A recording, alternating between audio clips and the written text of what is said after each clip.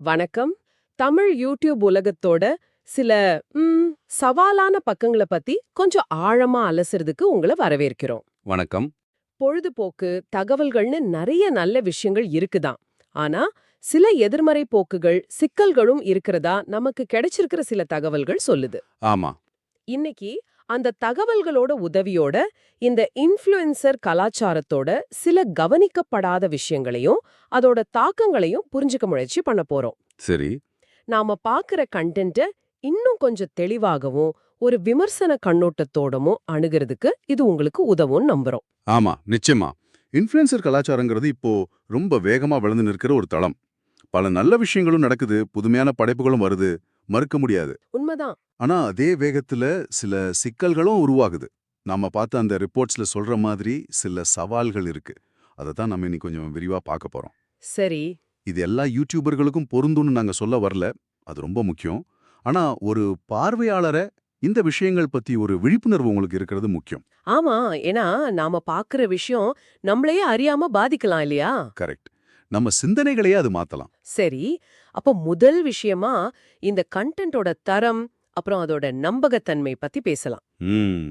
நெறைய பேரு நோட்டீஸ் பண்ற ஒரு விஷயம் இந்த கிளிக் பேட் தலைப்புகள், தம்ப்நெயில்கள், ஒரு நாளில் இத்தனை லட்சம், இல்லனா பிரபல நடிகரோட சண்டை, அந்த மாதிரி ரொம்ப கவர்ச்சியா போட்டுட்டு ஆமா. உள்ள போய் பார்த்தா அதுக்கும் வீடியோக்கும் சம்பந்தமே இருக்காது. இல்லனா ரொம்ப சாதாரணமா இருக்கும்.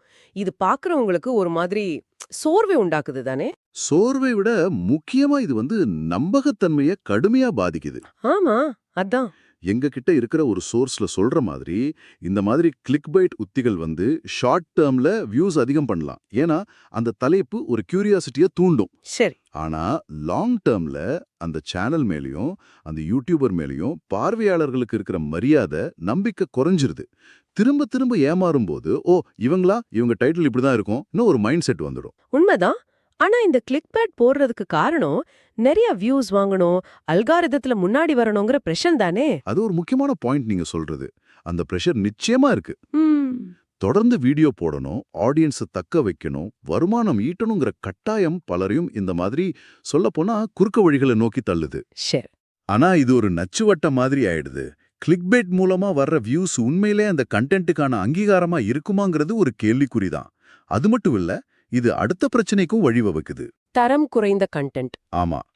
தரம் குறைந்த இல்ல ஒரே மாதிரியான கண்டென்ட்டுக்கு இது வழிவகுக்குது. அதத்தான் அடுத்து கேட்க நினைச்சேன். சில சமயங்கள்ல ஒரே மாதிரியான விஷயத்தை திரும்ப திரும்ப பார்க்குற மாதிரி இருக்கு. உதாரணமா, ஒரு பிராங்க் வீடியோ ஹிட் அடிச்சா அடுத்து ஒரு மாசத்துக்கு 10-15 அதே மாதிரி பிராங்க் வீடியோஸ், இல்ல ஒரே மாதிரி சேலஞ்ச் வீடியோஸ்.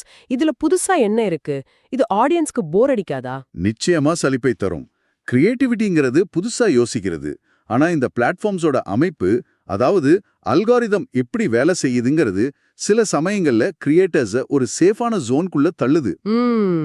எது வேலை செஞ்சுச்சோ அதையே செய்யறது. ஆமா. எது ஒர்க் அவுட் ஆச்சோ அதையே திரும்ப செய்யறது சுலபமா தெரியலாம். ரிசல்ட்டும் கொடுக்குற மாதிரி இருக்கலாம்.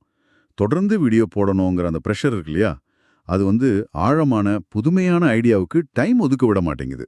ஓ, இது நம்ம அடுத்து பேச போற அந்த காப்பி கலாச்சாரத்தோட நேரடி தொடர்புடையது. சரி, அதுக்கு முன்னாடி இன்னொரு பெரிய பிரச்சனை, அளவுக்கு அதிகமான கமர்ஷியலைசேஷன். ஆமா, அதுவும் இருக்கு. சில வீடியோகளை பார்த்தா இது கண்டென்ட்டா இல்ல ஒரு பொருளை விக்கிற விளம்பரமானே கன்ஃபியூஸ் ஆகிடுது. 5 நிமிஷம் வீடியோல 3 நிமிஷம் ஒரு பிராண்ட பத்தியோ இல்ல அதை பயன்படுத்துறதால எவ்ளோ ஹாப்பியா இருக்காங்கன்னு சொல்றாங்க. இது அந்த கிரியேட்டரோட நேர்மையையே கேள்விக்குள்ளாக்குது இல்லையா? நிச்சயமா. அவங்க சொல்ற கருத்து உண்மையா இல்ல பணத்துக்காக சொல்றாங்களான்னு ஒரு டவுட் வருமே. இது ரொம்ப எப்படி சொல்றது, ஒரு சென்சிட்டிவான விஷயம். ஒரு கிரியேட்டருக்கு வருமானம் அவசியங்கிறத நாம ஏத்துக்கணும். விளம்பரங்கள், ஸ்பான்சர்ஷிப்கள் அவங்க தொடர்ந்து கான்டென்ட் பண்ண ஹெல்ப் பண்ணுது. அது உண்மைதான். ஆனா எங்க அந்த எல்லை மீறப்படுதுங்கிறது தான் கேள்வி. எங்களுடைய சில சோர்சஸ் ஸ்பான்சர் செய்யப்பட்ட கான்டென்ட்டை ஆடியன்ஸ் எப்படி பார்க்கறாங்கன்னு ஆய்வு செஞ்சிருக்கு. வெளிப்படைத்தன்மையோட இது ஸ்பான்சர்ட்னு நேர்மையா சொல்லும்போது ஏத்துக்கிறாங்க. ஓகே. ஆனா எப்போ அது கண்டென்ட்டோட நோக்கத்தையே மாத்தி ஒரு விளம்பரப்பட மாதிரி மாமோ, அப்ப பார்வையாளர்கள் கொஞ்சம் தள்ளி நிக்க ஆமணிக்கிறாங்க. அந்த யூடியூபர் ஒரு கிரியேட்டரா பார்க்கறதுல இருந்து ஒரு சேல்ஸ்மேனா பார்க்கற மாதிரி ஆகிடுது.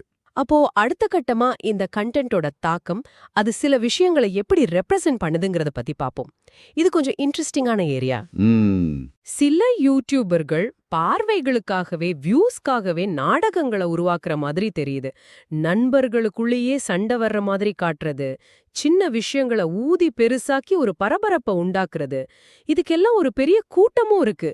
ஆனா இதோட விளைவுகள் என்னவா இருக்கும்? விளைவுகள் நிச்சயமா இருக்கு. சோஷியல் மீடியாவோட இயல்பே கொஞ்சம் டிராமா, நெகட்டிவிட்டிக்கு அதிக கவனம் கொடுக்கறது தான். ஆனா இன்ஃப்ளூயன்சர்கள் இதை ஒரு டெக்னிக்கா யூஸ் பண்ணும்போது அது அவங்களோட ஃபேன் பேஸ்க்குள்ள நச்சுத்தன்மையும் பிளவுகளையும் அதிகரிக்க செய்யுது. அப்படியா?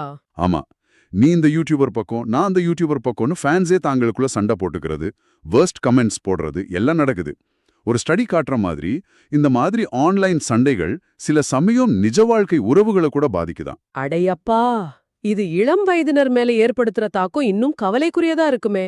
ஏன்னா அவங்க பெரும்பாலும் யூடியூபர்களை ஒரு ரோல் மாடலா பாக்குறாங்க. அதுதான் பெரிய கவலை. வீடியோக்கள்ல காட்டப்படுற வாழ்க்கை முறை, பழக்க வழக்கங்கள், ஏன் சில சமயம் டேஞ்சரஸான சேலஞ்சுகளை கூட அப்படியே ஃபாலோ பண்ண முயற்சி செய்யலாம். இது எந்த அளவுக்கு போகும்னு நினைக்கிறீங்க? கணிக்கிறது கஷ்டம், ஆனா தாக்கம் இருக்குங்கிறது உண்மை. இது ஒரு முக்கியமான கேள்வியை எழுப்புது. இன்ஃப்ளூயன்சர்களுக்கு, குறிப்பா நிறைய யங் ஆடியன்ஸ் இருக்கிறவங்களுக்கு ஒரு சோஷியல் ரெஸ்பான்சிபிலிட்டி இருக்கா இல்லையா? அவங்க செய்யற ஒவ்வொரு விஷயமும், சொல்ற ஒவ்வொரு வார்த்தையும் எப்படி பார்க்கப்படும், என்ன விளைவுகளை ஏற்படுத்தும்னு அவங்க யோசிக்க வேண்டிய கட்டாயம் இருக்கு. என்டர்டெயின்மெண்ட்டுங்கிற பேர்ல எதை வேணாலும் காட்டலாமா, இல்ல ஒரு சுய கட்டுப்பாடு தேவையாங்கிறது ஒரு பெரிய டிபேட். இது அடுத்த விஷயத்துக்கு கரெக்டா வருது. பொய்யான அல்லது ரொம்ப மிகைப்படுத்தப்பட்ட வாழ்க்கை முறையை காட்டுறது. எப்ப பார்த்தாலும் luxurious trips, costly cars, gadgets, பர்ஃபெக்டான ரிலேஷன்ஷிப்ஸ்னு ஒரு ட்ரீம் வேர்ல்டே காட்டுறது. ஆமா, இது பாக்குறவங்களுக்கு, குறிப்பா தங்கள் வாழ்க்கையோட ஒப்பிட்டு பார்க்கும்போது ஒருவித ஜெலசி, டிப்ரெஷன், நிறைவேறாத ஆசைகள்னு நெகட்டிவ் ஃபீலிங்ஸா தூண்டுது இல்லையா? நிச்சயமா. இது சோஷியல் மீடியாவால ரொம்ப பரவலான ஒரு பெரிய பிரச்சனை. கம்பேரிசன் கல்ச்சர்னு சொல்றோம்ல, அதுதான். ஆமா ஆமா. மத்தவங்களோட பளபளப்பான, நல்லா எடிட் பண்ணின வாழ்க்கையோட நம்மோட சாதாரண ஏற்ற இறக்கங்கள் இருக்கிற வாழ்க்கையை ஒப்பிட்டு பார்த்து மனசு உடைஞ்சு போறது. நம்ம பார்த்த சில ரிப்போர்ட்ஸ் சோஷியல் மீடியா யூஸுக்கும் மென்டல் ஹெல்த் பிரச்சனைகளுக்கும், குறிப்பா ஆங்ஸைட்டி, டிப்ரெஷனுக்கும் இருக்கிற தொடர்பை ரொம்ப ஸ்ட்ராங்கா சொல்லுது. ஓஹோ, இன்ஃப்ளூயன்சர்கள் காட்டுற இந்த பெர்ஃபெக்ட் லைஃப் ஸ்டைல் அந்த அழுத்தத்தை இன்னும் அதிகமாக்குது. சரி. இப்போ கிரியேட்டர்ஸ் சைடுல இருக்கிற சில சிக்கல்களையும் அவங்கள சுத்தி இருக்கிற கம்யூனிட்டி சார்ந்த பிரச்சனைகளையும் பார்க்கலாம். முதல்ல பிரைவசி. அது ரொம்ப முக்கியம். சில யூடியூபர்கள் அவங்களோட குடும்ப வாழ்க்கை, வீடு, குழந்தைங்கள், ரொம்ப பர்சனலான விஷயங்கள்னு எல்லாத்தையுமே வீடியோல காட்டுறாங்க. இது ஆடியன்ஸோட ஒரு கனெக்ட் ஏற்படுத்துதுன்னு அவங்க நினைக்கலாம். ஆனா இதுல பெரிய ரிஸ்க் இருக்கு இல்லையா? மிகப்பெரிய ரிஸ்க் இருக்கு. பப்ளிக் லைஃபுக்கும் பர்சனல் லைஃபுக்கும் இடையிலான அந்த கோடு ரொம்பவே மெலிதாகிடுது. எல்லா டீடைல்ஸையும் பப்ளிக்ல வைக்கும்போது அது ட்ரோலிங், ஆன்லைன் ஹராஸ்மெண்ட்டை தாண்டி நிஜ உலகத்துல கூட சேஃப்டி த்ரெட்ஸ்க்கு வழிவகுக்கலாம். அப்படியா? ஆமா. எங்க இருக்கிறாங்க, என்ன செய்யறாங்கன்னு துல்லியமா தெரியும் போது தப்பான இன்டென்ஷனோட சிலர் அவங்கள அப்ரோச் பண்ணலாம். ஒரு கிரியேட்டர் எந்த அளவுக்கு தான் பர்சனல் லைஃப்ல ஷேர் பண்ணலாங்கிறது ரொம்ப கேர்ஃபுல்லா ஹேண்டில் பண்ண வேண்டிய ஒரு விஷயம். அடுத்து இந்த காப்பி கலாச்சாரம் பத்தி கொஞ்சம் பேசலாமே. ஒருத்தர் ஒரு புதுசா ஒரு கான்செப்ட்ல வீடியோ போட்டா அடுத்த 2-3 நாள்லயே அதே மாதிரி 10 வீடியோஸ் வருது. சில சமயம் அப்பட்டமா அப்படியே காப்பி அடிக்கிறாங்க. இது கிரியேட்டிவிட்டியை பாதிக்கிறதோட, ஆமா, அது ஒரு பக்கம். யூடியூபர்களுக்குள்ளேயே சண்டை, மனஸ்தாபம் உருவாக இதுவும் ஒரு காரணம் தானே? கரெக்ட். இது மொத்த கிரியேட்டிவ் எக்கோசிஸ்டத்தையே கொஞ்சம் வீக் ஆக்குது. ஒருத்தரோட ஹார்ட் ஒர்க், ஐடியா சுலபமா திருடப்படும் போது புதுசா ட்ரை பண்ணணுங்கிற இன்ட்ரெஸ்ட் குறையும். சரி. இது வெறும் ஐடியாஸை திருடுறது மட்டும் இல்ல. சில சமயம் தம்ப்நெயில், டைட்டில், வீடியோவோட ஃபார்மேட் வரைக்கும் கூட காப்பி அடிக்கிறாங்க. எங்க இன்ஸ்பிரேஷன் முடிஞ்சு இமிட்டேஷன் ஆரம்பிக்குதுங்கிற லைன் ரொம்ப பிளர்ரா இருக்கு. இது இன்டெலெக்சுவல் ப்ராப்பர்ட்டி மாதிரியான கேள்விகளையும் எழுப்புது. இதெல்லாம் சேர்ந்து கிரியேட்டர்ஸோட மென்டல் ஹெல்த்ல எப்படிப்பட்ட தாக்கத்தை ஏற்படுத்துது? தினமும் வீடியோ போடணும், வியூஸ் குறையக்கூடாது, கமெண்ட்ஸ்ல வர்ற நெகட்டிவிட்டிய சமாளிக்கணும், வருமானம் ஸ்டெடியா இருக்கணும்னு எக்கச்சக்க பிரஷர். ஆமா, இதனால பர்ன் அவுட், ஆன்சைட்டி எல்லாம் வர்றது சகஜம் தானே? சகஜம்னு சொல்றதை விட இது தவிர்க்க முடியாத ஒரு ரிசல்ட்டா மாறிடுச்சுன்னு சொல்லலாம். ஸ்கிரீனுக்கு முன்னாடி தெரியற அந்த கிளாமருக்கு பின்னாடி கடுமையான உழைப்பும், அன்சர்டனிட்டியும், மென்டல் ஸ்ட்ரெஸ்ஸும் இருக்குங்கிறத நம்ம புரிஞ்சுக்கணும். நம்ம சோர்சஸ்ல சிலது கிரியேட்டர்ஸோட மென்டல் ஹெல்த் இஷ்யூஸ் பத்தி டீட்டெயிலாவே பேசுது. எப்பவும் ஆன்லைன்ல இருக்கணும், எப்பவும் பாசிட்டிவா தெரியணும், எல்லா விமர்சனங்களையும் தாங்கிக்கணுங்கிற அந்த எக்ஸ்பெக்டேஷன் பெரிய பாரம். ஆமா. இந்த பிரஷர் கூட நம்ம முன்னாடி பேசின கிளிக் பெயிட், தேவையில்லாத டிராமா மாதிரி நெகட்டிவ் கண்டென்ட் வர்றதுக்கு ஒரு மறைமுக காரணமா இருக்கலாம். எப்படியாவது அட்டென்ஷனை வாங்கணுங்கிற ஒரு டிஸ்பரேஷன் அது. இறுதியா இந்த ஃபேன் கம்யூனிட்டிஸ், சில யூடியூபர்களோட ஃபேன்ஸ் ஆர்மிங்கிற பேர்ல மத்த யூடியூபர்களையும் அவங்களோட ஃபேன்ஸையும் ரொம்ப தரக்குறைவா பேசுறது, ஆன்லைன்ல மாப் பண்றது, ஹேட் ஸ்பீச் பரப்புறதுன்னு ரொம்ப டாக்ஸிக்கான ஒரு சூழலை உருவாக்குறாங்க. ஆமா, அதுவும் ஒரு பெரிய பிரச்சனை. இது அந்த யூடியூபர்களுக்கே கூட தலைவலியா மாறுறது இல்லையா? நிச்சயமா. பல சமயம் கிரியேட்டர்ஸாலேயே இந்த ஃபேன் குரூப்ஸை கண்ட்ரோல் பண்ண முடியாம போகுது.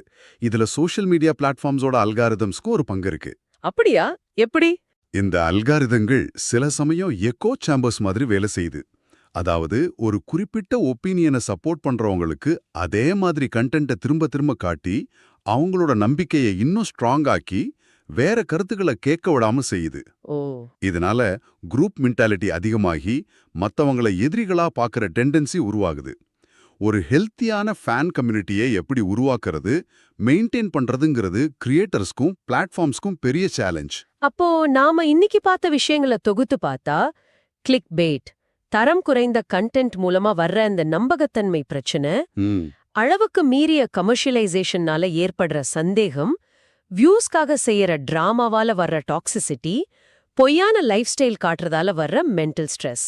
ஆமா, இளம் பார்வையாளர்கள் மேல ஏற்படுற நெகட்டிவ் இன்ஃப்ளூயன்ஸ், கிரியேட்டர்ஸ் ஃபேஸ் பண்ற பிரைவசி இஷ்யூஸ், மென்டல் பிரஷர், இந்த காப்பி கலாச்சாரத்தோட பாதிப்பு, டாக்ஸிக் ஃபேன் கம்யூனிட்டிஸ்னு தமிழ் யூடியூப் சூழல்ல பல சவால்கள் இருக்கிறத நம்ம சோர்சஸ் தெளிவா காட்டுது.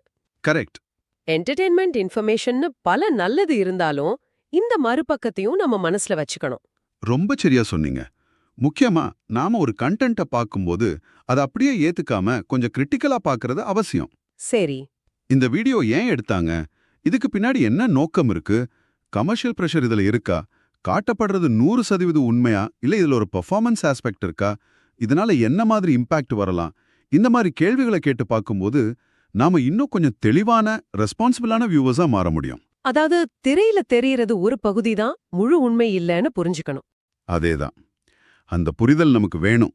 இந்த அலசலோட இறுதியில உங்க சிந்தனைக்கு ஒரு கேள்வியை விட்டுட்டு போறோம். நாம இவ்ளோ நேரம் பேசின இந்த அழுத்தங்கள், நெகட்டிவ் ட்ரெண்ட்ஸ், சிக்கல்கள் எல்லாத்தையும் பார்க்கும்போது இந்த யூடியூப் மாதிரியான பிளாட்ஃபார்ம்ஸ்க்கு இதுல என்ன பங்கு இருக்குன்னு நீங்க நினைக்கிறீங்க? நல்ல கேள்வி. அவங்களோட அல்காரிதம்கள், பாலிசிஸ், டூல்ஸ் எல்லாம் இந்த சூழலை உருவாக்குறதுலையா அல்லது சரி செய்யறதுலையா எப்படிப்பட்ட ரோல் பிளே பண்ணுது? இதுக்கு அவங்க பொறுப்பேத்துக்கணுமா வேண்டாமா? இத நீங்க கொஞ்சம் யோசிச்சு பாருங்க. ஆமா, யோசிக்க வேண்டிய விஷயம்தான். இந்த விரிவான அலசல்ல எங்களோட இணைஞ்சதுக்கு ரொம்ப நன்றி.